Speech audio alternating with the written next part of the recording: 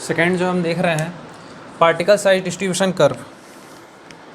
Particle size distribution curve fineness modulus हमने देख लिया, फाइनस मॉडुलस किस तरीके से निकाला हमने। उसके बाद हम देख रहे हैं पार्टिकल साइज डिस्ट्रीब्यूशन कर्व। तो पार्टिकल साइज डिस्ट्रीब्यूशन कर्व में किस तरीके से सॉइल को क्लासिफाई करना है, तो पार्टिकल साइज डिस्ट्रीब्यूशन कर्व हम निकालेंगे तभी जब हमको क्या इसकी सहायता से हम क्या निकाल सकते हैं, एक तो ग्रेडेशन निकाल सकते हैं और दूसरी यूनिफॉर्मिटी निकाल सकते हैं। तो पार्टिकल साइज डिस्ट्रीब्यूशन कर्व हम तब बनाएंगे जब हमको ग्रेडेशन और यूनिफॉर्मिटी निकालना है। तो यूनिफॉर्मिटी और ग्रेडेशन का मतलब क्या है, बेसिकली हम इसको बनाते क्यों हैं, जिससे कि हम क्या निकाल सकें, कोफिशिएंट, यूनिफॉर्म कोफिशिएंट मतलब CU निकाल सकते हैं जो कि हमारा ग्रेडेशन को शो कर रहा होता है ना। और यूनिफॉर्मिटी ऑफ कर्वेचर जो कि शेप ऑफ पार्टिकल को शो कर रहा है ना।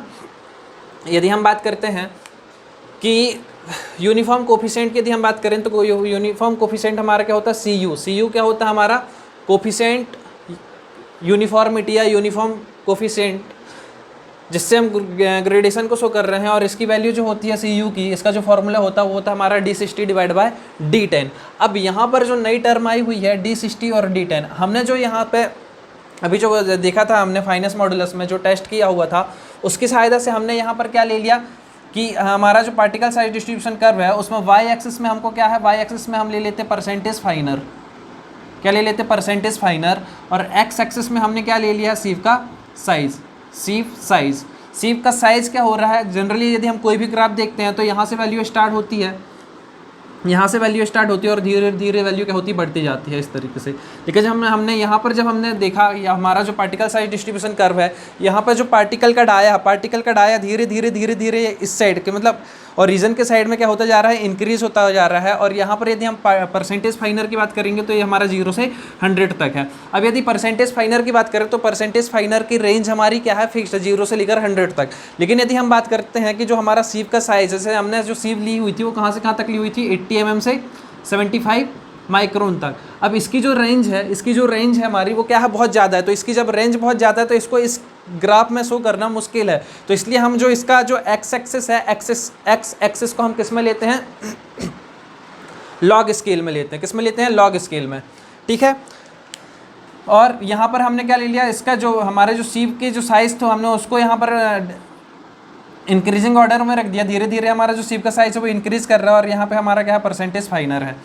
जो भी हमारी वैल्यू है हम उन सारी वैल्यू को यहाँ पे परसेंटेज फाइनर के हिसाब से यहाँ पर वैल्यू पुट करते जाएंगे और उससे हमारा एक कर्व बन जाएगा जिसको हम क्या बोलेंगे, पार्टिकल साइज डिस्ट्रीब्यूशन कर्व। अब पार्टिकल साइज डिस्ट्रीब्यूशन कर्व उस क्वेश्चन से तो हमारा बन गया, लेकिन यदि हम पार्टिकल साइज डिस्ट्रीब्यूशन कर्व की बात हम आगे यदि हम करते हैं तो हमको बेसिकली इस पर जो पता करना होता है वो पता करना होता है, क्या क्या पता करना होता है हमको, D60, D30 और D10। अब D60, D30 और D10 ये हमारे कोड में ये वैल्यू है जिसकी सहायता से हम यूनिफॉर्म कोफिशिएंट निकाल सकते हैं और यूनिफॉर्मिटी ऑफ कर्वेचर निकाल सकते हैं। अब ये D30 और D60 और D10 है क्या, तो यदि हम बात करते हैं D60 की, तो D60 क्या है, D60 इज द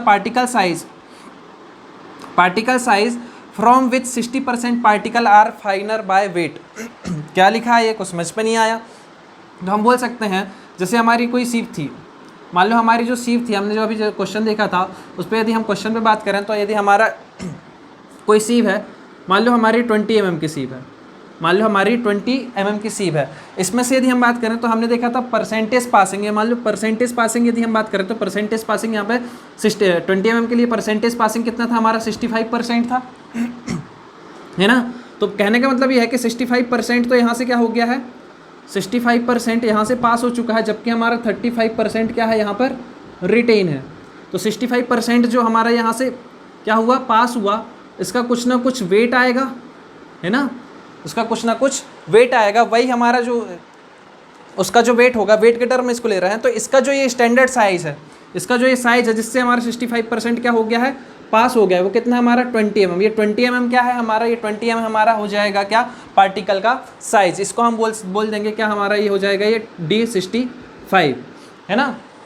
अब हमको निकालना है D60। तो D60 बेसिकली क्या है कि D60 हमारा क्या होगा कि पार्टिकल का एक ऐसा साइज होगा, एक ऐसी सीव होगी जिससे कि मतलब एक ऐसे साइज की सीव होगी जिससे कि हमारा 65% जो है 60% पार्टिकल्स हमारे क्या हो रहे हैं, पास हो जा रहे हैं, जबकि हमारे 40% पार्टिकल्स हमारे क्या हो रहे हैं, इस सीव में रिटेन हो रहे हैं। तो इस सीव का जो साइज़ है,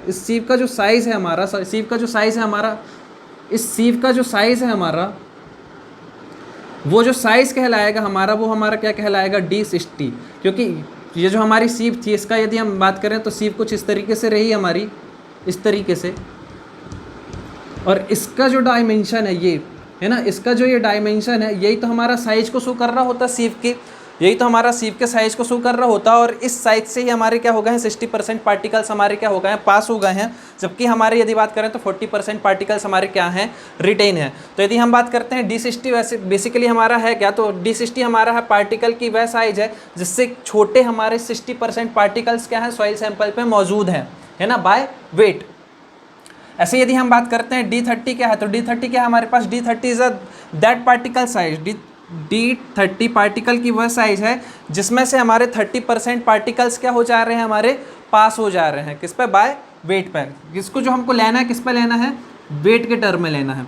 उसके बाद यदि हम बात करते हैं D10 की, तो D10 हमारा क्या होगा, जिससे कि हमारे 10% पार्टिकल की वो साइज, जिससे कि हमारे 10% पार्टिकल्स क्या हो जा रहे हैं, पास हो जा रहे हैं। जबकि यदि हम बात करें 90% पार्टिकल्स क्या हो उस पर सीव में रिटेन है, तो वो साइज क्या हो जाएगा, हमारा D10 हो जाएगा।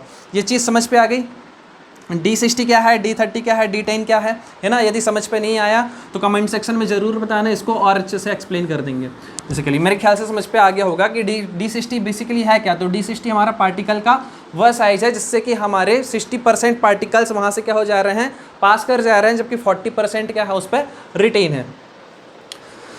अब हमने पार्टिकल साइज डिस्ट्रीब्यूशन कर्व में देख लिया कि हम यहाँ पर क्या कर रहे हैं, यहाँ पर साइज़ को अरेंज कर रहे हैं सीप के, और यहाँ पर यदि हम बात करें तो यहाँ पर क्या है, परसेंटेज फाइनर है, और उसके हिसाब से हमारा कर्व बन जाएगा। उस कर्व, ये जो कर्व बनेगा, इस कर्व को देख लेते हैं किस किस तरीके का ये कर्व बन सकता है, और उसके हिसाब से हम सॉइल को क्या कर देंगे, क्लासीफाई कर देंगे कि सॉइल हमारी किस तरीके की है। तो इसके लिए भी सबसे पहले हमको ज़रूरत पड़ती है यूनिफॉर्मिटी कोफिशिएंट या कोफिशिएंट ऑफ यूनिफॉर्मिटी, है ना, तो बोल सकते हैं। तो बेसिकली जो ये CU है, कोफिशिएंट ऑफ यूनिफॉर्म या यूनिफॉर्म कोफिशिएंट जो है, ये किसको शो कर रहा होता है, तो ये रिप्रेजेंट कर रहा होता है ग्रेडेशन ऑफ सॉइल को। ग्रेडेशन ऑफ सॉइल का मतलब क्या होता है हमारा, कि सॉइल की रेंज क्या है ना। तो इसका फॉर्मूला होता है, डायरेक्ट फॉर्मूला होता है। इसको कैसे निकाल सकते हैं हम, D60। अब ये सारी चीज़ क्यों बताई मैंने, क्योंकि हमारे फॉर्मूले में यूज़ हो रही है। D60 डिवाइड बाय D10 करेंगे तो हमको CU मिल जाएगा। ऐसे यदि हम बात करते हैं यूनिफॉर्मिटी ऑफ कर्वेचर, तो यूनिफॉर्मिटी ऑफ कर्वेचर किसको शो करना होता है, शेप ऑफ पार्टिकल को। तो CC की जो ये वैल्यू है हमारी, CC क्या होता है, D30 का square divide by D60 into D10। अब ये वैल्यू आ गई। अब हम बोल सकते हैं कि ये जो हमने जो टेस्ट किया था उसमें हमारे बहुत सारे टाइप के कर्व बन सकते, हो सकता है इस तरीके का कर्व बन जाए, हो सकता है इस तरीके का कर्व बन जाए, हो सकता है इस तरीके का। तो ये बहुत सारे कर्व बने हुए हैं। इस कर्व के हिसाब से अब हमको नहीं पता किस तरीके का सॉइल सैंपल हम लेके आए थे। अब जिस तरीके का हम सॉइल सैंपल लेके आएंगे उस तरीके से हमको ये कर्व ड्रा हो जाएगा, है ना। ये कर्व हमारा क्या हो जाएगा, ड्रॉ हो जाएगा। ये तो सिर्फ हमने समझाने के लिए इस तरीके का बना दिया। ये कर्व बेसिकली इस तरीके का भी आ सकता है, इस तरीके का भी आ सकता है, इस तरीके का भी आ सकता है, और इस तरीके का भी आ सकता है। तो जब ये इस तरीके का हमको ये कर्व मिलेगा तो इसके हिसाब से हम इसका नाम क्या रखेंगे, क्योंकि हमारा मेन काम क्या है, क्लासिफिकेशन ही करना है सॉइल का, कि हमको उसका नाम क्या रखना है ना। तो यहाँ पर देखो, सपोज दैट हमारी जो सॉइल है, हमने क्या बनाया, जो हमारा पार्टिकल साइज डिस्ट्रीब्यूशन कर्व है उस पर हमने यहाँ पर वाई एक्सिस में परसेंटेज फाइनर ले लिया, और यहाँ पे हमने क्या ले लिया, सीव का साइज़ ले लिया, है ना। पार्टिकल का साइज़ ले लिया, पार्टिकल का साइज़ या सीव का साइज़ है ना, बात तो एक ही है। तो हमने यहाँ पर पार्टिकल का साइज़ ले लिया mm में। तो सबसे पहले हमारा ये कर्व दिख रहा है हमारा ये A। यहाँ पर यदि हम बात करेंगे साइज ले, तो यहाँ पर जो साइज होगा वो सबसे कम होगा, जबकि धीरे धीरे हमारा साइज क्या होता जाएगा, बढ़ता जाएगा। तो जिसका साइज छोटा होगा वो कैसी होगी, फाइन सॉइल होगी, और जिसका साइज ज़्यादा होगा उसको हम क्या बोलेंगे, कोर्स सॉइल बोलेंगे, ये पता है हमको। अब यदि हम देखते हैं कि जो हमारा A वाला ग्राफ है, A वाला ग्राफ मतलब ये हमारा ये वाला जो ग्राफ है, ये वाला ग्राफ हमको क्या शो कर रहा है, हमको ये कर्व शो कर रहा है कि हमारी जो सॉइल सैंपल है, जो हम सॉइल सैंपल में जो टेस्ट किया हमने, उस पर हमारी जो सॉइल है वो यहाँ पर जो सॉइल, यहाँ पर भी जो कोर्स सॉइल भी मौजूद है, उस सॉइल पर हर एक टाइप के पार्टिकल्स उसमें क्या है, मौजूद हैं, है ना। उस पर क्या है, हर एक टाइप के पार्टिकल्स क्या दिख रहे हैं, मौजूद दिख रहे हैं, है ना। ये एक टेस्ट का रिजल्ट है हमारा, जो ये एक ग्राफ बना हमारा, ये एक टेस्ट का रिजल्ट है। तो ये इस पे हम देखते हैं कि हमारी जो एक कोर्स सॉइल ही मौजूद है, मीडियम सैंड भी मौजूद है, उसके बाद यदि हम बात करते हैं हमारी फाइन सॉइल भी मौजूद है। तो इसके हिसाब से हम इसका नाम क्या बोल सकते हैं कि ऐसी सॉइल जिस पे हर एक टाइप के पार्टिकल्स मौजूद हों, उस सॉइल को हम क्या बोलते हैं, वेल ग्रेडेड सॉइल बोलते हैं। उसको हम क्या बोलते हैं, वेल ग्रेडेड सॉइल। अब ई वाली को भी देखो, ये जो ई वाला ग्राफ है, ए वाला ग्राफ और ई वाला ग्राफ बिल्कुल सेम ही है, है ना। तो इन दोनों को हम क्या बोल सकते हैं, वेल ग्रेडेड सॉइल। क्या बोल सकते हैं, वेल ग्रेडेड सॉइल। अब यहाँ पर देखो ये बी है, इसमें एक ही तरीके के सॉइल पार्टिकल्स मौजूद हैं, इसमें एक ही तरीके के सॉइल पार्टिकल्स मौजूद हैं, इसलिए इसका नाम क्या हो जाएगा। और ये कहाँ पर है, हमारे इस रेंज में है, मतलब पार्टिकल का साइज ज़्यादा है, यहाँ पर पार्टिकल का साइज कम है। तो बी वाले को हम क्या बोल सकते हैं, अब एक ही साइज़ के पार्टिकल, मतलब एक ही साइज़ के पार्टिकल मतलब हमारे हो सकता है इसी साइज़ के पार्टिकल मौजूद हैं हमारे, क्योंकि इसकी रेंज तो बहुत कम है ना, इसलिए एक ही साइज़ के पार्टिकल्स यहाँ पर मौजूद हैं। जब एक ही साइज़ के पार्टिकल्स मौजूद होते हैं तो उसको हम क्या बोलते हैं, पुअरली ग्रेडेड सॉइल बोलते हैं। तो पुअरली ग्रेडेड सॉइल हो जाएगी, बी वाला क्या हो जाएगा, पुअरली ग्रेडेड। लेकिन हमको ये पता है कैसी हो जाएगी, कोर्स सॉइल हो जाएगी, क्योंकि इसके जो पार्टिकल्स का साइज है वो क्या है, बड़ा है। जैसा बी वाला है सेम वैसे ही हमारा सी वाला का कर्व भी है बस। लेकिन यदि हम देखें यहाँ पर, तो यहाँ पर ये कहाँ पर है हमारे, इसका पार्टिकल का साइज़ क्या है, बड़ा है, और सी में पार्टिकल का साइज़ कम है। तो ये क्या हो जाएगा, हमारा फाइन सॉइल हो जाएगी, जो है क्या हो जाएगी, पुअरली ग्रेडेड। मतलब ये जो सी वाला कर्व है वो कुछ इस तरीके से है कि एक ही साइज़ के पार्टिकल मिल रहे हैं इस तरीके से, और जो पार्टिकल का साइज़ है वो क्या है, कम है। तो इसको हम क्या नाम दे देंगे, पुअरली ग्रेडेड फाइन सॉइल। क्या नाम दे देंगे, पुअरली ग्रेडेड फाइन सॉइल। अब जो मोस्ट इंपॉर्टेंट है हमारा वो क्या है, हमारा ये वाला डी वाला। यदि हमारा कर्व कुछ इस तरीके से आ गया, यदि हमारा कर्व कुछ इस तरीके से आ गया, तो इस तरीके से कर्व आ गया, तो कहने का मतलब क्या है कि यदि यहाँ से यहाँ तक देखें, इस वाली रेंज में देखें कि 1 mm से यहाँ पर क्या है, यहाँ पर तो पार्टिकल का साइज़ धीरे धीरे धीरे धीरे धीरे धीरे क्या हो रहा है, कम होता जा रहा है ना। मतलब यहाँ से यहाँ तक कुछ पार्टिकल के साइज़ हमको मिल रहे हैं। यहाँ से यहाँ तक भी यदि हम देखते तो यहाँ पर भी कुछ पार्टिकल के साइज़ हमको मिल रहे हैं। यहाँ पर पार्टिकल का साइज़ बिल्कुल कम होगा, यहाँ पर धीरे धीरे इंक्रीज़ हुआ। 50 mm तक यदि बात करें तो 50 mm तक पार्टिकल का साइज़ क्या हुआ है, यहाँ पर धीरे धीरे बढ़ा। उसके बाद यदि हम बात करते हो तो यहाँ पर किसी भी तरीके से यहाँ पर कर्व हमारा बढ़ा नहीं है, और जबकि यहाँ पर जाते तो फिर हमारा कर्व क्या होता, बढ़ रहा। तो हम यहाँ पर बोल सकते हैं कि इस जगह पर हमारे किसी प्रकार की परसेंटेज फाइनर यहाँ पर मौजूद ही नहीं है। यहाँ पर जो यदि हम बात करते हैं इस कंडीशन में, तो परसेंटेज फाइनर तो हमारा मौजूद ही नहीं है। जबकि यदि इसके ऊपर ये वाली की बात करें तो यहाँ पर परसेंटेज फाइनर मौजूद है और यहाँ पर परसेंटेज फाइनर मौजूद है। लेकिन इस वाली वैल्यू की यदि हम बात करते हैं तो इस वाली वैल्यू में परसेंटेज फाइनर मौजूद ही नहीं है। जब परसेंटेज फाइनर ही मौजूद नहीं है तो हम ये बोल सकते हैं कि यहाँ पर किसी भी प्रकार का कोई सैंपल होगा ही नहीं, या कोई सॉइल सैंपल या कोई सॉइल के जो पार्टिकल्स है वो होंगे ही नहीं यहाँ पर, है ना। तो इसलिए इसका जो नाम हो जाता है वो क्या आ जाता है, गैप ग्रेडेड सॉइल। क्या जाता है, गैप ग्रेडेड सॉइल। अब देखो यहाँ पर एक लाइन लिखी हुई है नोट पे, X% are finer than 1 mm, है ना। सपोज दैट X% पार्टिकल्स ऐसे हैं जो कि 1 mm से कम है, और जो हमारे X% particles are finer than 50%, और X% पार्टिकल्स हमारे कुछ ऐसे हैं जो कि हमारे 50 mm से कम है, और X% पार्टिकल्स हमारे क्या हैं जो कि 1 mm से कम है। तो कहने का मतलब ये है कि X% जो है, तो हम बोल सकते हैं कि जो पार्टिकल्स हैं हमारे, तो particles between 1 mm and 50 micron, ये हमारे 50 माइक्रोन है और ये हमारा 1 mm है, तो इसके बीच में पार्टिकल्स ही नहीं होंगे, इसके बीच में हमारे क्या नहीं होंगे, पार्टिकल्स क्या है हमारे मिसिंग है। इसलिए इसका नाम क्या है, हमारा गैप ग्रेडेड सॉइल है। यहाँ तक की चीज़ क्लियर है, ओके। कुछ वैल्यू देख लेते हैं। यदि हमारी वेल ग्रेडेड सेंड की बात करें तो वेल ग्रेडेड सेंड कैसे पता चलेगा, हमने CU निकाला हमने और CC निकाला, है ना। CU निकाला हमने और CC निकाला। CU क्या था हमारा, D60 डिवाइड बाई D10 और D30 का square divide by D60 into D10, है ना, ये हमारा था। यदि हम बात करते हैं तो इसके हिसाब से यदि हम देखें कि हमारी यदि CU की वैल्यू ग्रेटर देन, यदि CU की वैल्यू हमारी क्या आ जाए, CU की वैल्यू ग्रेटर देन 6 आ जाए, CU की वैल्यू यदि हमारी ग्रेटर देन 6 आ जाए, तो ऐसी सॉइल को हम क्या बोलते हैं, उसको हम बोलते हैं वेल ग्रेडेड सैंड। क्या बोलते हैं, वेल ग्रेडेड सैंड।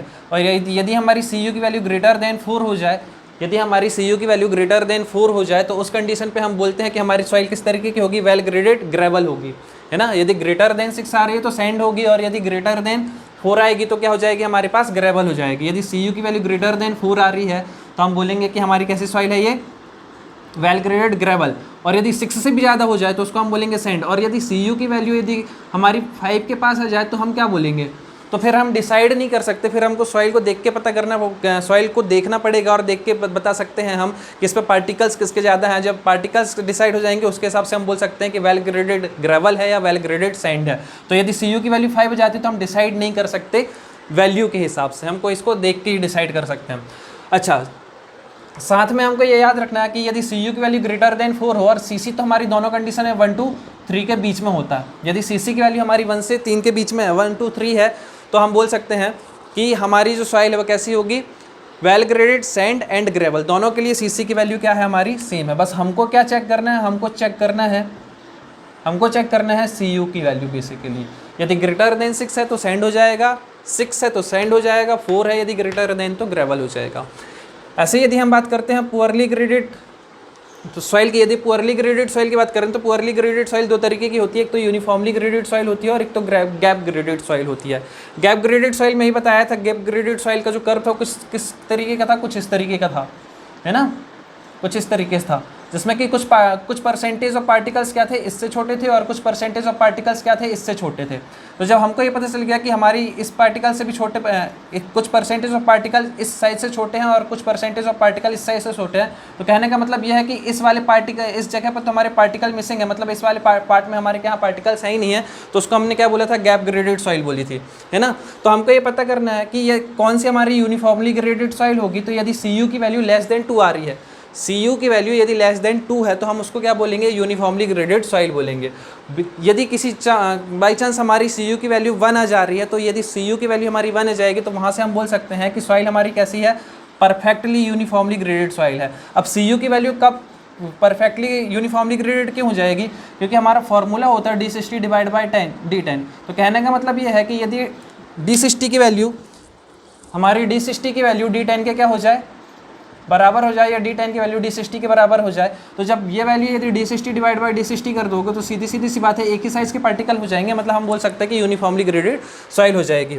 अब यहाँ पर एक नोट है, नोट IMP है, break in the continuity of GSD curve indicate a mixture of soil from 2 different layer. कहने का मतलब ये है कि ये हमारी सॉइल की लेयर है, ग्राउंड सरफेस के नीचे सॉइल की लेयर है, ये लेयर 1, लेयर 2, लेयर 3। यदि हमने जो सॉइल का जो सैंपल है, यदि हमने इस लेयर के बीच का सैंपल उठाया हुआ है, लेयर 1 और लेयर 2 के बीच में, या लेयर 2 और लेयर 3 में, तो मिक्सचर ऑफ सॉइल लिया हुआ है यदि हमने अपने सॉइल सैंपल पे, तो उस कंडीशन पे हमारा जो हमारा ग्रेन साइज डिस्ट्रीब्यूशन कर्व है या पार्टिकल साइज डिस्ट्रीब्यूशन कर्व है, वो क्या होता है, या तो डिसकंटिन्यूटी शो करता है या तो बीच से ब्रेक हो जाता है।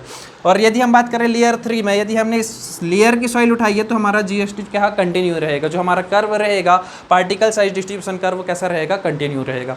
यहाँ तक की चीज़ क्लियर है, ओके। नेक्स्ट आगे है हमारा सेडिमेंटेशन एनालिसिस। हमने कोर्स ग्रेन्स के लिए हमने क्या कर लिया, सेव एनालिसिस कर लिया। सेव एनालिसिस में जो पार्टिकल का साइज़ था हमारा, वो पार्टिकल का साइज़ हमने कहाँ से कहाँ तक लिया था, हमने 75 माइक्रोन से ऊपर के सारे पार्टिकल्स को किस तरीके से उसका क्लासिफिकेशन करना है ये देख लिया, है ना। अब यदि 75 माइक्रोन से कम के पार्टिकल्स हैं तो उनके एनालिसिस के लिए हमको क्या करना पड़ता है, सेडिमेंटेशन एनालिसिस। सेडिमेंटेशन एनालिसिस की 2 मेथड हैं जिसकी सहायता से हम पार्टिकल्स का क्लासिफिकेशन कर सकते हैं, सॉइल का क्लासिफिकेशन कर सकते हैं। वो मेथड कौन कौन सी है हमारी, एक तो होती है हमारी पिपेट मेथड और एक हमारी होती है हाइड्रोमीटर मेथड। अब सबसे पहले हम देखेंगे पिपेट मेथड और हाइड्रोमीटर मेथड से ही पहले कि हमारा जो सेडिमेंटेशन एनालिसिस है, एनवायरनमेंट में हम पढ़ते हैं सेडिमेंटेशन टैंक, तो जो कॉन्सेप्ट वहाँ लगता है वही कॉन्सेप्ट यहाँ पर भी लगेगा हमारा सेडिमेंटेशन एनालिसिस में। सेडिमेंटेशन टैंक में क्या होते हैं, हम कुछ टाइम के लिए पार्टिकल्स को छोड़ देते हैं और धीरे धीरे पार्टिकल्स जाके क्या हो जाते हैं, नीचे सेट हो जाते हैं। वही कॉन्सेप्ट यहाँ पर भी लगेगा हमारा कि इस पर हम कुछ ऐसा मिलाएंगे जिससे कि पार्टिकल्स क्या हो आपस में, यदि छोटे पार्टिकल्स हैं तो वो क्या हो जाए, आपस में थोड़ी सा इकट्ठा होकर और नीचे जाके सेट हो जाए, है ना। तो बेसिकली यदि हम बात करते हैं जो हमारा सेडिमेंटेशन एनालिसिस है वो किस प्रिंसिपल पर वर्क करता है, तो एग्जाम पे क्वेश्चन सिर्फ इससे ज़्यादा क्वेश्चन नहीं आते, अभी तक बहुत कम क्वेश्चन पूछे गए हैं, लेकिन फिर भी हमको पढ़ना है। जो बेसिक क्वेश्चन पूछा जाता है सेडिमेंटेशन एनालिसिस कहाँ से कहाँ किस रेंज के लिए किया जाता है, दूसरी चीज़ पूछा जाता है कि किस कॉन्सेप्ट पर बेस्ड होता है। तो सेडिमेंटेशन एनालिसिस में हम देखते हैं सबसे पहले कि जो हमारे पार्टिकल्स के जो साइज़ थे 75 माइक्रोन से कम वाले पार्टिकल्स के जो साइज पार्टिकल्स थे उनका एनालिसिस करने के लिए हमको क्या करना पड़ रहा है, सेडिमेंटेशन एनालिसिस करना पड़ रहा है।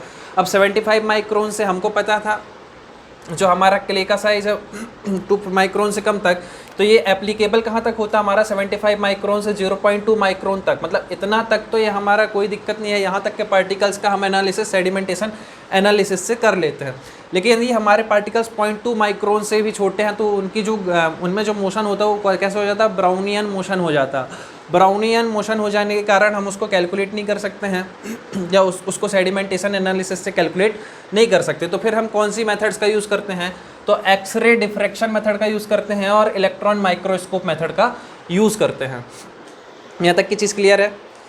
वही चीज़ लिखी है, it is carried out for the soil having size less than 75 micron. 75 micron से कम वाले पार्टिकल के लिए सेडिमेंटेशन एनालिसिस करते हैं। एप्लीकेबल कहाँ से कहाँ तक होता है, तो 75 माइक्रोन से 0.2 माइक्रोन तक होता है। ब्राउनियन मोशन के लिए ये वैलिड नहीं होता, या बोल सकते हैं कि एक्सरे डिफ्रेक्शन मेथड या इलेक्ट्रॉन माइक्रोस्कोपिक मेथड किस साइज़ के लिए वैलिड होती है, तो जिस पार्टिकल का साइज़ लेस देन 0.2 माइक्रोन होगा उसके लिए हम बोल सकते हैं कि हम किस मेथड का यूज़ करेंगे, एक्सरे डिफ्रैक्शन और इलेक्ट्रॉन माइक्रोस्कोपिक मेथड का यूज़ करेंगे। अब यदि हम बात करते हैं कि सेडिमेंटेशन एनालिसिस की, तो सेडिमेंटेशन एनालिसिस किस प्रिंसिपल पर वर्क करता है, तो हमको पता है ये स्टोक्स लॉ पे बेस्ड होता है। अब स्टोक्स लॉ की यदि हम बात करते हैं तो स्टोक्स लॉ की कुछ लिमिटेशन होती है। सबसे पहला तो ये मान के चलना पड़ता है कि हमारा जो पार्टिकल्स है वो कैसा होना चाहिए, स्फेरिकल पार्टिकल होना चाहिए, और जो हमारा पार्टिकल्स है वो किसी इन्फिनाइट मीडियम में होना चाहिए। जैसे यदि हम बात करते हैं कि यदि हम जैसे हमारा एरोप्लेन है, एरोप्लेन किसी मतलब एक तो सबमर्ज्ड है एयर पे है ना, और वो जो स्पेस है वो बहुत बड़ा है ना। वैसे यदि हम बात करते हैं तो इस पर भी ये बोला हुआ कि जो मीडियम होना चाहिए वो मीडियम क्या होना चाहिए, इन्फिनाइट होना चाहिए, जिसके सामने जो हमारा ऑब्जेक्ट हो वो बहुत छोटा लगे, है ना। बहुत छोटा ऑब्जेक्ट होगा तो उसका जो मीडियम होगा वो बहुत बड़ा होगा, है ना। ये इसके एजम्पशन है। दूसरी चीज़ यदि बात करते हैं तो जो पार्टिकल्स है, पार्टिकल्स कैसा होना चाहिए, डिस्क्रीट पार्टिकल्स होना चाहिए। डिस्क्रीट पार्टिकल्स का मतलब क्या होता है कि पार्टिकल अलग अलग होना चाहिए, पार्टिकल कंबाइन नहीं होना चाहिए। पार्टिकल्स क्या होने चाहिए, डिस्क्रीट मतलब पार्टिकल बिल्कुल सेपरेट हो, है ना। नेक्स्ट यदि हम बात करते हैं कि स्टोक्स लॉ कहाँ से कहाँ तक वैलिड होता है, तो स्टोक्स लॉ ने एक रेंज दी हुई है कि जो भी स्फेरिकल पार्टिकल होगा उसका जो साइज होगा वो कितना होगा, 0.2 mm से 0.0002 mm तक इसकी रेंज होगी। अब स्टोक्स बेसिकली बोलता क्या है कि यदि हमने किसी मीडियम से, इन्फिनाइट मीडियम से किसी ऑब्जेक्ट को यदि हमने गिरा दिया तो उसकी जो इनिशियल वेलोसिटी क्या होती है वो 0 होती है। जब हमने उसको गिराया, उसको छोड़ा, तो उसकी इनिशियल वेलोसिटी क्या है, 0 है। फिर धीरे धीरे जब क्या होगा कि वो जो भी आपका ऑब्जेक्ट है, जो भी हमारा ऑब्जेक्ट है, धीरे धीरे इसकी वेलोसिटी क्या होगी, इंक्रीज होती जाएगी। वेलोसिटी इंक्रीज होती जाएगी और एक टाइम ऐसा आएगा कि जिस टाइम पे उसकी वेलोसिटी क्या हो जाएगी, कांस्टेंट हो जाएगी। जो वेलोसिटी वो कांस्टेंट हो जाएगी, उसी वेलोसिटी को हम क्या बोलते हैं, टर्मिनल वेलोसिटी बोलते हैं, और उसी टर्मिनल वेलोसिटी के कॉन्सेप्ट को यहाँ पर यूज़ किया गया है। इनिशियल में तो यदि हम बात कर रहे हैं, ये पार्टिकल जब यहाँ पर था तो इसकी वेलोसिटी क्या थी, इसकी वेलोसिटी थी 0, इनिशियल वेलोसिटी 0 थी। धीरे धीरे यदि हम ये नीचे आएगा तो इसकी वेलोसिटी क्या होगी, इंक्रीज होगी, और इंक्रीज होने के साथ साथ जैसे जैसे नीचे आएगा एक टाइम ऐसा आएगा कि इसकी वेलोसिटी कांस्टेंट हो जाएगी। ऐसा नहीं होना चाहिए कि पार्टिकल्स का जो स्पेस है वो बहुत कम है कि पार्टिकल अपनी कांस्टेंट स्पीड में, कांस्टेंट वेलोसिटी में आ ही नहीं पाया, वेलोसिटी इंक्रीज हो रही थी और नीचे पहुंच गया। ऐसा नहीं होना चाहिए। इसलिए बोला है कि पार्टिकल का जो स्पेस है, जो मीडियम है, वो क्या होना चाहिए, बहुत बड़ा होना चाहिए, इन्फिनाइट मीडियम होना चाहिए, जिससे कि वो अपनी कांस्टेंट वेलोसिटी को अचीव कर सके। वही कांस्टेंट वेलोसिटी क्या कहलाती है, टर्मिनल वेलोसिटी कहलाती है, और उसी टर्मिनल वेलोसिटी का हम यहाँ पर यूज़ करेंगे। इसी टर्मिनल वेलोसिटी का जो है, यदि हम बात करते हैं, जो फार्मूला है, ये फार्मूला फ्लूइड मैकेनिक्स में भी पढ़ते हैं, इन्वायरमेंट में भी पढ़ते हैं, और सॉइल में भी यहाँ पर यूज़ होता है। तो इस फार्मूले को हम डायरेक्ट यूज़ करेंगे टर्मिनल वेलोसिटी का, एफएम में हम इसको डिराइव करेंगे। तो बेसिकली इसका डेरिवेशन कुछ इस तरीके से होता है कि इस पार्टिकल्स में किस तरीके के फोर्स लग रहे होते हैं। तो इस पार्टिकल में यदि हम बात करें तो एक तो ग्रेविटी फोर्स लग रहा होता है। ग्रेविटी फोर्स क्या होगा, हमारा unit weight of solid into volume of solid. इस वॉल्यूम का जो स्फीयर है इसका क्या होगा, वॉल्यूम, इस सॉलिड्स का क्या होगा, इस वॉल्यूम, और इसका यूनिट वेट। यदि हम बात करें कि ये हमारा सबमर्ज्ड है ना, किसी भी मीडियम में सबमर्ज्ड है, तो सबमर्ज्ड होगा तो उस पर क्या लगेगा, बॉयेंट फोर्स लगेगा। तो बॉयेंट फोर्स ऊपर की तरफ लगेगा, तो बॉयेंट फोर्स कितना लगेगा, unit weight of water into, क्योंकि ये हमारा जो पार्टिकल है ये किसी सेडिमेंटेशन जार में क्या है, सबमर्ज्ड है, फुली सबमर्ज्ड है। तो इस पार्टिकल्स में ये जो पार्टिकल है, ये पार्टिकल ही हमारा, इस पार्टिकल पे हमारा क्या लग रहा है, बॉयेंट फोर्स लग रहा है। बॉयेंट फोर्स क्या होगा, unit weight of water into volume of solid. अच्छा, पार्टिकल हमारा नीचे की तरफ कुछ इस तरीके से गिर रहा है, तो इसके अपोजिट में क्या लगेगा, ड्रैग फोर्स लगेगा। ये ड्रैग फोर्स भी काम कर रहा होता है, और इस ड्रैग फोर्स का जो फॉर्मूला होता है वो क्या होता है, 1/2 CD unit weight of water A और टर्मिनल वेलोसिटी का स्क्वायर। यदि यहाँ पर हम बात करते हैं CD क्या है, तो हमारा ड्रैग कोफिशिएंट होता है CD, जिसकी वैल्यू होती है 24/RE। इनको हम इक्वल यदि हम कर दें तो हमको पता चलेगा, क्या पता चल जाएगा कि जो Fg है, Fg इक्वल टू क्या हो जाएगा हमारा, FB प्लस FD। अब स्फीयर के लिए हम यदि ड्रैग फोर्स की वैल्यू यहाँ पर पुट कर दें, स्फीयर के लिए इसकी वैल्यू पुट कर दें और इसकी वैल्यू पुट कर दें, तो यहाँ से हमको टर्मिनल वेलोसिटी मिलेगी। और टर्मिनल वेलोसिटी का फॉर्मूला क्या मिल जाएगा, यूनिट वेट के टर्म में d² divide by 18 mu unit weight of water minus unit weight of solid minus unit weight of water, ये मिल जाएगा। यदि हम इसको स्पेसिफिक ग्रेविटी के टर्म में लिखना चाहें तो क्या आ जाएगा, d² divide by 18 mu GS-1 density of water. तो ये फार्मूला IMP है। अब इस फार्मूले में ये फार्मूला हमको पता है और इस टर्मिनल वेलोसिटी को हमको यूज़ करना है। बेसिकली यदि हम बात करें तो हमको भी सेडिमेंटेशन एनालिसिस हो चाहे कोर्स जब हम सीव एनालिसिस भी कर रहे थे तो बेसिकली हमको क्या निकालना था, हमको निकालना था यूनिफॉर्मिटी और ग्रेडेशन। तो ये हम किसकी सहायता से निकाल रहे थे, ग्रेन साइज डिस्ट्रीब्यूशन कर्व की सहायता से निकाल रहे थे। तो ग्रेन साइज डिस्ट्रीब्यूशन कर्व में हमको क्या चाहिए था, पार्टिकल का डाया चाहिए होता था और हमको परसेंटेज फाइनर चाहिए होते थे। तो यहाँ पर भी हमको क्या निकालना पड़ेगा, एक तो पार्टिकल का डाया निकालना पड़ेगा और एक तो परसेंटेज फाइनर निकालना पड़ेगा। तो यहाँ पर लिखा हुआ है d² divide by 18 mu unit weight of solid हमको पता होगा, पार्टिकल का यूनिट वेट ऑफ वाटर हमको पता रहता है, टर्मिनल वेलोसिटी हम पता कर लेंगे, है ना। और उसकी वैल्यू को हम पुट यदि कर दें तो हमको क्या मिल जाएगा, यहाँ पर डाया मिल जाएगा पार्टिकल का जो कि हमको फाइंड करना, और हम क्या निकाल लेंगे, परसेंटेज फाइनर निकाल लेंगे।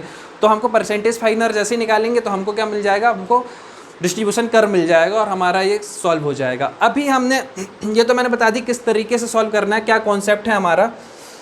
लेकिन यदि हम आगे बात करें तो हमने यहाँ से टर्मिनल वेलोसिटी का हम यूज़ करेंगे, हम तो पिपेट मेथड में भी यूज़ करेंगे और हम हाइड्रोमीटर मेथड में भी यूज़ करेंगे। अब नेक्स्ट पॉइंट है हमारा लिमिटेशन ऑफ स्टोक्स लॉ। क्या लिमिटेशन है स्टोक्स लॉ की, हमको पता है कि पार्टिकल हमारा किस तरीके का है, पार्टिकल हमारा स्फेरिकल है, बट लेकिन हम यदि बात करते हैं जो हमारे फाइन सॉइल के पार्टिकल्स होते हैं वो किस तरीके के होते हैं, फ्लैकी होते हैं। तो यहाँ पर तो ये वैलिड नहीं हो सकता फिर, है ना। तो कुछ लिमिटेशंस हैं जो कि एग्जाम में कई बार लिखने के लिए आ जाती, तो हमको याद होना चाहिए कि पार्टिकल्स को स्टोक्स ने बोला था स्फेरिकल, लेकिन यदि जो फाइन ग्रेन सॉइल पार्टिकल्स होते हैं वो किस शेप के होते हैं, फ्लैकी शेप के होते हैं। मीडियम इसने बात की थी इन्फिनाइट मीडियम की, लेकिन यदि हम बात करें कि जो सेडिमेंटेशन जार है वो तो फाइनाइट मीडियम का होता है। नेक्स्ट यदि हम बात करते हैं पार्टिकल्स हमारा कैसा है, डिस्क्रीट पार्टिकल्स होता है। पार्टिकल यदि डिस्क्रीट पार्टिकल है तो, लेकिन यदि हम एक्चुअल में देखें कि हमारा पार्टिकल डिस्क्रीट थोड़ी होगा, जब फाइन ग्रेन सॉइल है हमारी या फाइन सॉइल है हमारी, तो फाइन सॉइल कैसी होती है हमारी, कंबाइंड सेटिंग होती है उसकी। क्या होती है एक्चुअल में, जब प्रैक्टिकल में इसकी प्रैक्टिकल देखें तो इसकी जो सेटिंग होती है वो कंबाइन होती है, तो ये डिस्क्रीट सेटिंग हो ही नहीं सकती। तो ये इसकी क्या हो गई, लिमिटेशंस हो गई। अब यदि हम बात करते हैं कि हमको करना है पिपेट मेथड या हाइड्रोमीटर मेथड, तो उसके लिए हमको क्या करना पड़ता है, हमको सस्पेंशन तैयार करना पड़ता है। अब सस्पेंशन तैयार करना पड़ेगा तो इसके लिए कुछ मेथड्स हैं। Method for preparation of soil suspension. Soil suspension यदि बात करते हैं तो सॉइल सस्पेंशन है क्या, सॉइल प्लस वाटर को यदि मिलाएंगे तो हमारा क्या बनेगा, सॉइल सस्पेंशन बनेगा। अब सॉइल सस्पेंशन को तैयार किस तरीके से करना, तो सबसे पहला होता है प्री ट्रीटमेंट। अब प्री ट्रीटमेंट में करना क्या है हमको कि जो सॉइल है हमारा, जो सॉइल सैंपल हमको लेना हो उस पर ऑर्गेनिक मैटर प्रेजेंट होगा और हो सकता है कैल्शियम कंपाउंड भी प्रेजेंट हो, तो उसको हमको सबसे पहले क्या करना पड़ेगा, रिमूव करना पड़ेगा। इसे रिमूव करने के लिए हम क्या इस मेथड को क्या बोल रहे हैं, प्री ट्रीटमेंट बोल रहे हैं। अब इसको रिमूव किस तरीके से करेंगे, तो यदि हमको ऑर्गेनिक मैटर को रिमूव करना है तो ऑर्गेनिक मैटर को रिमूव करने के लिए हम क्या करेंगे, हाइड्रोजन परऑक्साइड ऐड कर देंगे जिससे कि हमारा ऑर्गेनिक मैटर रिमूव हो जाएगा। और कैल्शियम कंपाउंड को यदि रिमूव करना है तो उस पर हम क्या कर देंगे, हमारा 0.2 नॉर्मलिटी का HCl मिला देंगे सॉइल सैंपल में, तो हमारा कैल्शियम कंपाउंड रिमूव हो जाएगा। नेक्स्ट है हमारा प्रिपेयरिंग ऑफ सॉइल सस्पेंशन। अभी हमने ऑर्गेनिक मैटर और कैल्शियम कंपाउंड को रिमूव कर दिया, अब हम बना रहे हैं सॉइल सस्पेंशन। तो हमको ये अच्छे से याद रखना कि जब हम पिपेट मेथड बनाएंगे, पिपेट मेथड को करेंगे, तो पिपेट मेथड को करते समय जब हम 500 ml का सॉइल सस्पेंशन बनाएंगे, 500 ml का सॉइल सस्पेंशन बनाएंगे तो उसमें हम 12 to 30 ग्राम क्या मिलाएंगे, सॉइल मिलाएंगे। ये अच्छे से याद रखना, 500 ml का यदि हम सॉइल सस्पेंशन बनाएंगे तो 12 to 30 ग्राम हम क्या करेंगे, सॉइल उस पर ऐड करेंगे। ऐसे यदि हम बात करते हैं हाइड्रोमीटर मेथड की, तो हाइड्रोमीटर मेथड में हम यदि हम 1000 ml का सॉइल सस्पेंशन बना रहे हैं तो उसमें हम 24 to 60 ग्राम क्या करेंगे, सॉइल को ऐड करेंगे। नेक्स्ट यदि हम बात करते हैं तो नेक्स्ट टर्म है हमारा पोस्ट ट्रीटमेंट। अब पोस्ट ट्रीटमेंट क्या है हमारा, after preparing of soil suspension dispersing and deflocculating agent is added to agglomeration of fine soil. हम इस पर क्या करते हैं, एग्लोमरेशन के लिए डिस्पर्सिंग एजेंट या आप बोल सकते हैं डिफ्लैक्युलेटिंग एजेंट को क्या कर रहे होते हैं, ऐड कर रहे होते हैं। और ये डिफ्लैक्युलेटिंग एजेंट होते कौन कौन से हैं, तो डिफ्लैक्युलेटिंग जो एजेंट है वो कौन से हमारे याद रखना है, सोडियम हेक्सामेटाफॉस्फेट, सोडियम कार्बोनेट हो गया, सोडियम ऑक्जिलेट हो गया और सोडियम सिलिकेट हो गया। कई बार एग्जाम में पूछ लेता है कि इनमें से कौन सा डिफ्लैक्युलेटिंग एजेंट नहीं है, तो 3 ये नाम दे देगा, एक दूसरा नाम दे देगा, तो आपका ये ऑब्जेक्टिव बन जाएगा, है ना। तो हमको चारों याद रखने हैं, sodium hexametaphosphate, sodium carbonate, sodium oxalate और सोडियम सिलिकेट, ये हमारे क्या है, डिफ्लैक्युलेटिंग एजेंट है। यहाँ तक की चीज़ क्लियर है? ओके, नेक्स्ट आगे हम देखते हैं पिपेट मेथड। पिपेट मेथड में हम करते क्या हैं, तो पिपेट मेथड में हमको अभी बताया था पार्टिकल साइज डिस्ट्रीब्यूशन कर्व बनाना था, है ना।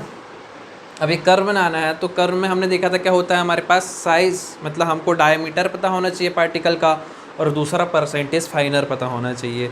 तो डायमीटर किस तरीके से निकालेंगे और परसेंटेज फाइनर किस तरीके से निकालेंगे पिपेट मेथड से, वो देख लेते हैं। तो पिपेट मेथड में करते क्या है, पिपेट मेथड नाम से ही समझ में आ रहा है, एक पिपेट लेंगे, पिपेट का जो वॉल्यूम होता है वो कितना होता है, 10 ml, मतलब 10 ml हमको क्या करना है, निकालना है कुल मिला के। ये हमारे पास है पिपेट, और हमने सस्पेंशन पहले ही बना लिया था। हमने सस्पेंशन कैसे बनाया था, यदि हमको 500 ml का 500 वॉल्यूम का हमको सस्पेंशन बनाना है, तो उस पर हमने क्या किया था, 12 to 30 ग्राम हमने क्या मिलाई थी, सॉइल मिलाई थी, है ना।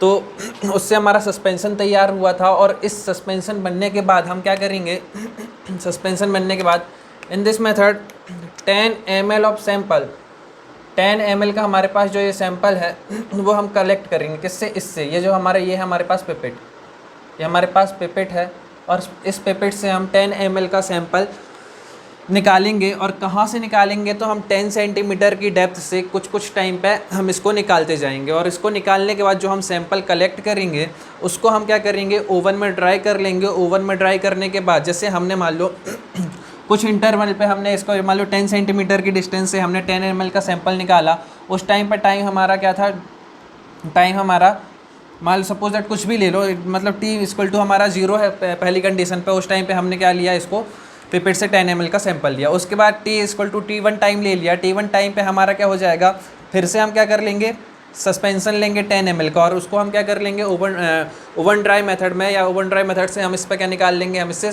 सॉलिड्स कितने प्रेजेंट है इस वाली जगह पे, इस वाली 10 सेंटीमीटर की डेप्थ में कितने सॉलिड प्रेजेंट है, ये हम निकाल सकते हैं। किससे निकाल सकते हैं, ओवन ड्राई मेथड से, है ना। तो वही चीज़ लिखी हुई है।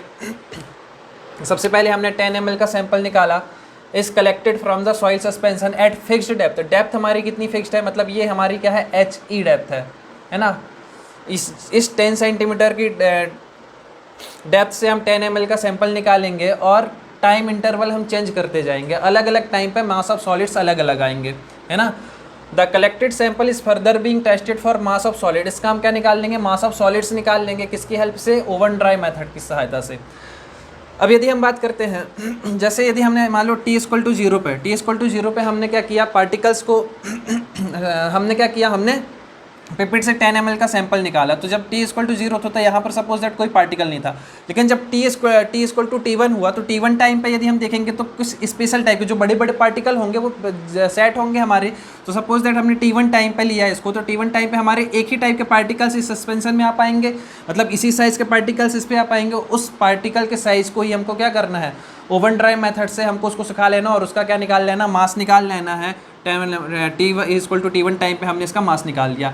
ऐसे यदि हम बात करेंगे, फिर हम कुछ टाइम हो गया, कुछ टाइम के बाद मतलब t2 टाइम पे अब जो इससे छोटे वाले पार्टिकल्स थे वो इस डेप्थ में आ जाएंगे, इस डेप्थ में वो आ जाएंगे, अब उनका मास निकल के आ जाएगा हमारा। उसके बाद फिर कुछ टाइम के बाद, कुछ टाइम इंटरवल के बाद हमने फिर से क्या कर लिया, हमने 10 ml का सैंपल लिया और उसको ओवन ड्राई मेथड से निकाल लिया, तो उसका क्या निकाल लिया हमने, उसका मास निकाल लिया। तो अब इस टाइप के पार्टिकल्स, और कहने का मतलब ये है कि जब हमने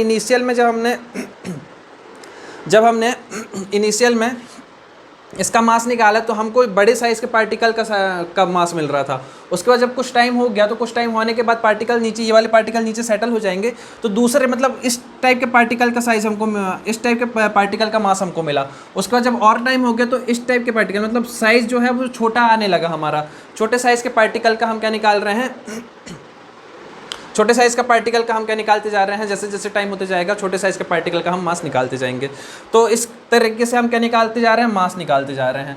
अब क्या करेंगे, हमको पता है टर्मिनल वेलोसिटी का फॉर्मूला है, यहाँ पर सेडिमेंटेशन एनालिसिस में स्टोक्स लॉ जो वैलिड है हमारा, उससे हम निकालने की कोशिश करेंगे हम अपना कि ये जो पार्टिकल जो ये सेटल हो रहे हैं इनका डी मतलब डायमीटर, इनका पार्टिकल का साइज़ कितना है, ये हम निकालने की कोशिश कर रहे हैं। बेसिकली हमको निकालना क्या है, एक तो डाया निकालना और एक परसेंटेज फाइनर निकालना, इससे हमारा पार्टिकल साइज डिस्ट्रीब्यूशन कर्व बन जाएगा। तो अब डी निकालने के लिए हम क्या करेंगे, हमको पता है टर्मिनल वेलोसिटी इक्वल टू क्या होता है, GS-1 unit density of water into D square divide by 18 mu, है ना। अच्छा, अब एक चीज़ और यहाँ पे याद रखो, ये हमारी जो HE है मतलब ये 10 सेंटीमीटर की जो ये हाइट है ये तो हमारी कांस्टेंट है ना, और टाइम हमारा चेंज होता जा रहा है। हमने कोई भी इंटरवल ले लिया, मान लो 10 सेकंड 20 सेकंड 30 सेकंड इस तरीके से, या 1 घंटे 2 घंटे इस तरीके से हमने इंटरवल ले लिया, तो टाइम की वैल्यू हमारी चेंज हो रही है और इस टाइम की वैल्यू के हिसाब से हमारा पार्टिकल का डाया क्या आएगा, अलग अलग आएगा, है ना।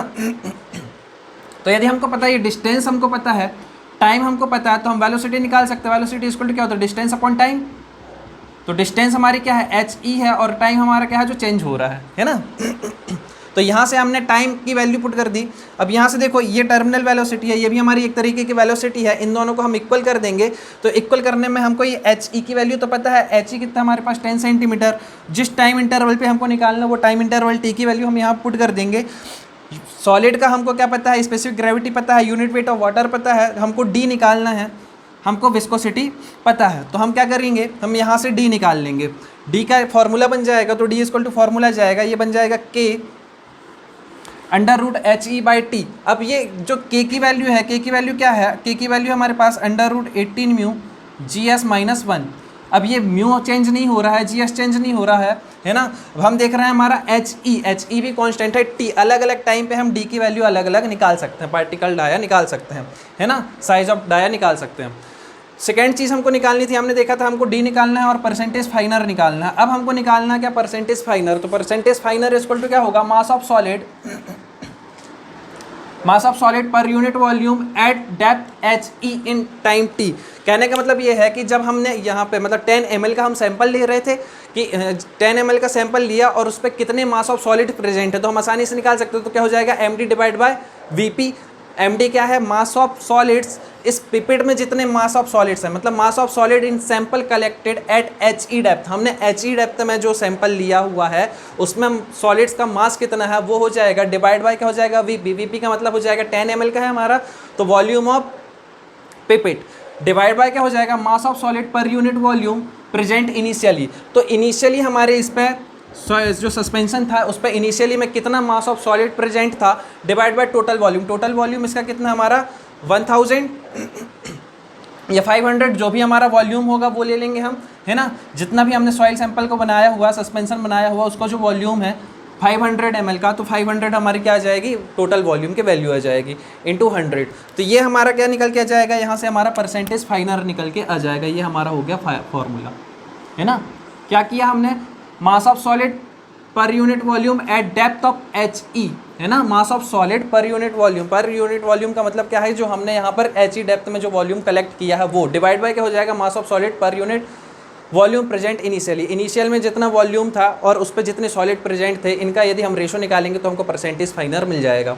अब यदि हमने देखा था कि हमने sodium oxalate, sodium silicate, sodium carbonate, ये सारी चीज़ किस में मिलाई थी, डिफ्लक्चुएटिंग एजेंट में। तो इसको रिमूव भी करना पड़ेगा। यदि हमारे क्वेश्चन में बोल दिया कंसीडर करके चलना है हमको कि डिफ्लक्चुएटिंग एजेंट हमने कंसीडर किया हुआ, जब डिफ्लक्चुएटिंग एजेंट कंसीडर किया हुआ है तो उस कंडीशन पर हमको क्या करना पड़ेगा, इसको परसेंटेज फाइनर में इसको क्या करना पड़ेगा, हमको mass of solid per unit volume at depth HE at time T पे इसको क्या करना पड़ेगा, ये जो जितना डिफ्लक्चुएटिंग एजेंट हमने ऐड किया है इसको माइनस कर देंगे तो हमारा परसेंटेज फाइनर मिल जाएगा। अब यहाँ पे देख सकते हैं MD क्या है, मैंने बता दिया, मास ऑफ सॉलिड सैंपल कलेक्टेड, मतलब HE डेप्थ में टाइम T पे कितना मास ऑफ सॉलिड है वो हो जाएगा MD। टोटल कैपिटल D क्या हो जाएगा, जितना मास ऑफ सॉलिड प्रेजेंट है इनिशियल में, और ये M क्या हो जाएगा, तो ये M हो जाएगा जितना डिफ्लक्चुएटिंग एजेंट हमने क्या किया है, ऐड किया है इनिशियल में, और वो V हमारा क्या है, टोटल वॉल्यूम, और VP क्या है हमारा पिपेट का वॉल्यूम।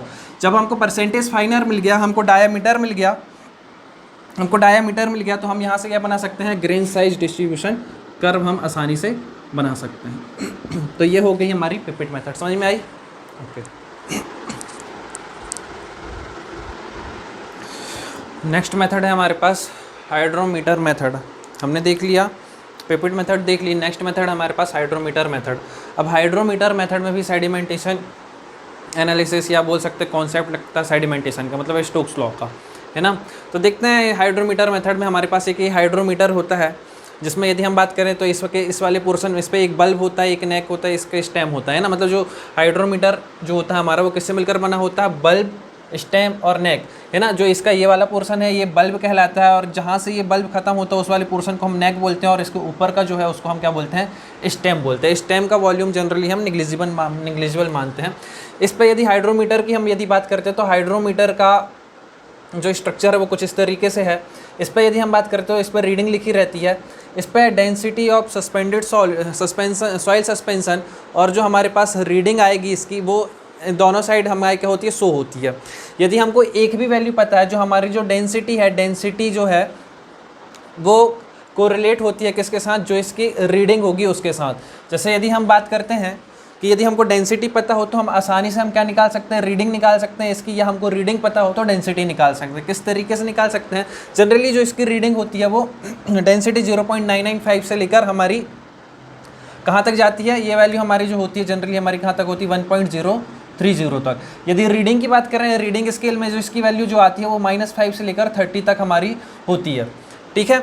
अब एक चीज़ और याद रखना है इस पर कि इसकी जो रीडिंग होती है, जैसे जैसे हम नीचे जाते जाएंगे तो हमारी रीडिंग क्या होती जाएगी, इंक्रीज़ होती जाएगी, सॉरी। जैसे जैसे हम नीचे जाते जाएंगे हमारी रीडिंग क्या होती जाएगी, इंक्रीज़। दिख रही है हमारी सबसे ऊपर क्या है, हमारी रीडिंग -5 है, फिर 0 +5 +10 +20, और ऐसे धीरे धीरे हमारी क्या आ जाएगी, वैल्यू 30 तक पहुँच जाएगी, ठीक है। अब यहाँ पर एक टर्म देखो कि यदि हमको डेंसिटी पता है तो हम RH निकाल सकते हैं, या तो हमको RH पता है तो हम डेंसिटी निकाल सकते हैं। किस तरीके से निकाल सकते हो, तो इसका हमारे पास रिलेशन होता है कि यदि हमको रीडिंग निकालनी है और डेंसिटी हमको गिवन है, तो डेंसिटी -1 × 1000 कर देंगे तो हमको रीडिंग मिल जाएगी, मतलब RH की वैल्यू मिल जाएगी। अब RH की वैल्यू हमको सैंपल में मिलेगी कहीं ना कहीं, लेकिन हम इसको निकाल सकते हैं कि इस डेंसिटी के लिए RH की वैल्यू क्या है। ऐसे यदि हमको RH की वैल्यू गिवन हो तो हम सस्पेंशन की क्या निकाल सकते हैं, सस्पेंशन की डेंसिटी निकाल सकते हैं। कैसे निकालेंगे, RH / 1000 + 1 ना, इस तरीके से। अब हाइड्रोमीटर मेथड में बेसिकली जो एग्जाम पे पूछता है ऑब्जेक्टिव में, इससे अभी तक कोई क्वेश्चन नहीं पूछा गया है, ये सिर्फ एक ही क्वेश्चन ऑब्जेक्टिव में पूछा जाता है बार बार कि हाइड्रोमीटर मेथड से हम क्या निकालते हैं। तो हाइड्रोमीटर मेथड का जो यूज़ करते हैं हम, इससे डेंसिटी या स्पेसिफिक ग्रेविटी सॉलिड्स की नहीं निकालते हैं, लिक्विड की निकालते हैं ना, या सस्पेंशन की निकालते हैं। तो it is device which is used for the measurement of density and specific gravity of soil suspension. ये बहुत इंपॉर्टेंट पॉइंट है। अभी तक जो हमने सॉइल में पढ़ी है, हमने स्पेसिफिक ग्रेविटी सॉलिड्स की निकाली हुई है ना। तो यदि हमको स्पेसिफिक ग्रेविटी लिक्विड की या सस्पेंशन सॉइल सस्पेंशन की निकालनी है तो हम हाइड्रोमीटर मेथड का यूज़ करते हैं, या डेंसिटी भी हमको लिक्विड की निकालनी है तो हम इससे निकाल सकते हैं। नेक्स्ट पॉइंट है हमारा, reading on hydrometer increasing downward. जैसे जैसे हम नीचे जाते जाते हैं तो हमारी रीडिंग क्या होती जाती है, इंक्रीज होती जाती है। तो दिख भी रहा है हमको इस पर। उसके बाद for simplicity reduced hydrometer reading are marked on, जो भी हमारी रीडिंग आएगी उसको हम RH से मार्क कर सकते हैं ना। Volume of hydrometer below the centre of bulb is approximate 50% of its volume. कहने का मतलब ये है कि जो इसका टोटल वॉल्यूम होगा, है ना, जो भी इसका टोटल वॉल्यूम होगा उसका जो ये बल्ब का जो सेंटर है, इसके नीचे का जो वॉल्यूम है वो इस टोटल वॉल्यूम का क्या होगा, आधा होगा। यहाँ पर एक मेटल भी लगा रहता है, मेटल लगा रहता है जिससे कि इसका वेट जो है बराबर से बना रहे, हमारा जो हाइड्रोमीटर है स्ट्रेट खड़ा रहे, ऐसा ना हो कि ऐसा भाग रहा हमारा, है ना, टिल्ट ना हो। इसलिए हम यहाँ पर मेटल की सीट लगी होती है जिससे इसका वजन यहाँ पर ज़्यादा हो जाता है और ये क्या हो जाता है, आपका स्ट्रेट बना रहता है। तो volume of hydrometer below the centre of bulb is approximate 50% of its volume, है ना, कि सेंटर के नीचे जो इसका वॉल्यूम है, इस टोटल वॉल्यूम का अप्रॉक्सीमेट कितना होता है, 50% होता है, आधा होता है। अब जैसे जैसे टाइम, जैसे यदि हमने इसको क्या किया, हमने इसको अपने सस्पेंशन में, जो हमने सस्पेंशन बनाया था, सस्पेंशन क्या बनाया था हमने कि यदि हमको 1000 ml का हमको चाहिए है सस्पेंशन, तो उसके लिए हमने जो उस पर सॉइल मिलाई थी 24 से 60 ग्राम के आसपास हमने उस पर सॉइल मिलाई थी, है ना। तो अब हमको देखना है कि ये हमारा सस्पेंशन है, सस्पेंशन में इसका कुछ लेवल है, इस हाइट पे हमको क्या निकालना है, इस हाइट पे हमको इस पर डेंसिटी मेज़र करनी है ना। ये जो HE है, HE क्या है, इस हाइट पे हमको डेंसिटी मेज़र करनी है। तो इस हाइट पे जब हमको डेंसिटी मेज़र करनी है तो हमने क्या किया, इस हाइड्रोमीटर को हमने उठा के यहाँ पर रखा। तो ये जो हाइट है इसकी, ये क्या, ये जो वाटर का जो लेवल है वो क्या हो जाएगा, आपका ऊपर उठ जाएगा, है ना। सपोज दैट ये वाटर का जो लेवल है वो यहाँ से यहाँ से यहाँ आ गया, और जब हम इसको हाइड्रोमीटर डुबाए तो हमको जो एच ई निकालना वो एच ई ऊपर शिफ्ट हो जाएगा, मतलब कितना ऊपर चला गया वो हमको निकालना पड़ेगा, इस एच ई को निकालना पड़ेगा कि कितना आएगा, है ना। तो हमको ये भी पता है कि जैसे जैसे अब देखो स्टार्टिंग में तो जो हमने सस्पेंशन बनाया तो उसकी डेंसिटी ठीक थी, डेंसिटी उसकी ज़्यादा थी। धीरे धीरे पार्टिकल्स क्या होंगे, सेटल होंगे, धीरे धीरे पार्टिकल सेटल होंगे तो उसकी जो डेंसिटी है धीरे धीरे क्या होती जाएगी, कम होती जाएगी। जब डेंसिटी धीरे धीरे कम होती जाएगी, जो ये हमारा हाइड्रोमीटर है वो नीचे जाता जाएगा, हाइड्रोमीटर जो है वो, ये जो हाइड्रोमीटर है वो नीचे जाता जाएगा। तो सपोज दैट वाटर का लेवल पहले यहाँ पर था, वाटर का ये धीरे धीरे नीचे चला जाएगा, तो रीडिंग क्या हो जाएगी, 10 से कहाँ चली पहुँच जाएगी, ये नीचे चले जाएगा तो रीडिंग 5 में पहुँच जाएगी। तो रीडिंग क्या हो रही है, टाइम के साथ पर रीडिंग क्या होती जाएगी, हमारी डिक्रीज होती जाएगी। तो ये लिखा विथ टाइम हाइड्रोमीटर रीडिंग क्या होती जाएगी, हाइड्रोमीटर रीडिंग डिक्रीज होती जाएगी, एंड डेंसिटी ऑफ लिक्विड भी क्या हो जाएगा, डिक्रीज हो जाएगा।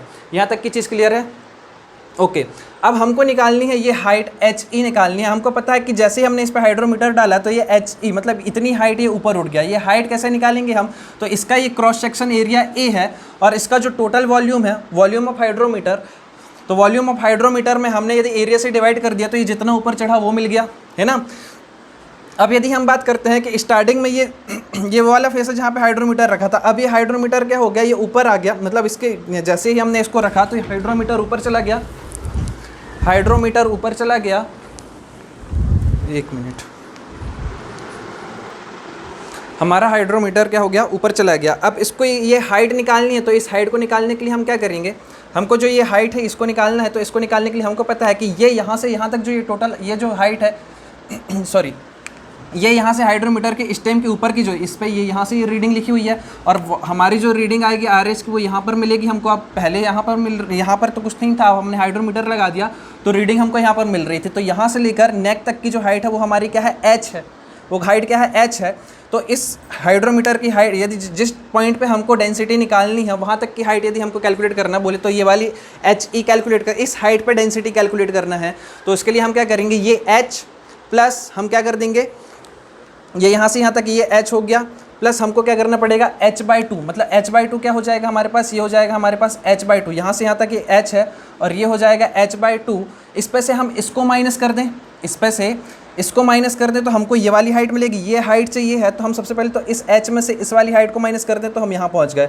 अब यहाँ के बाद हम कहाँ पहुँचेंगे, इस h/2 पे पहुँच जाएंगे। उसके बाद यहाँ से यहाँ तक की जो हाइट है, यहाँ से लेकर यहाँ तक की जो हाइट है वो हमारे पास कितनी है, टोटल जो हाइड्रोमीटर का हमारे पास वॉल्यूम है डिवाइड बाय क्या हो जाएगा 2a। तो इसको भी हम इसको प्लस कर दें तो हम यहाँ पर पहुँच जाएंगे। तो एच ई इक्वल टू क्या हो जाएगा, V H divide by 2a plus h/2 plus h minus क्या कर देंगे, हम इसको माइनस कर देंगे तो हमको क्या मिल जाएगी, हाइट मिल जाएगी। ये एच ई क्या है, एच ई है हमारी height corresponding to that hydrometer measure the density. जिस हाइट पे हमको डेंसिटी मेजर करनी है वही हाइट क्या है हमारी, एच ई है। ए क्या है हमारा, एरिया ऑफ जार, इस जार का एरिया है। स्मॉल एच क्या है, height of jar, height of jar या हाइट ऑफ बल्ब होगा ये, है ना, हाइट ऑफ बल्ब होगा। उसके बाद यदि हम बात करते हैं वी एच क्या है, तो वॉल्यूम ऑफ बल्ब, है ना, वॉल्यूम ऑफ बल्ब। ये जो अब हमने बोला कि ये जो स्टेम जो होता है, स्टेम का वॉल्यूम तो हम जनरली निग्लिजिबल ही मानते हैं, हम बल्ब का वॉल्यूम ही लेते हैं। तो वी एच क्या हो जाएगा, वॉल्यूम ऑफ बल्ब हो जाएगा।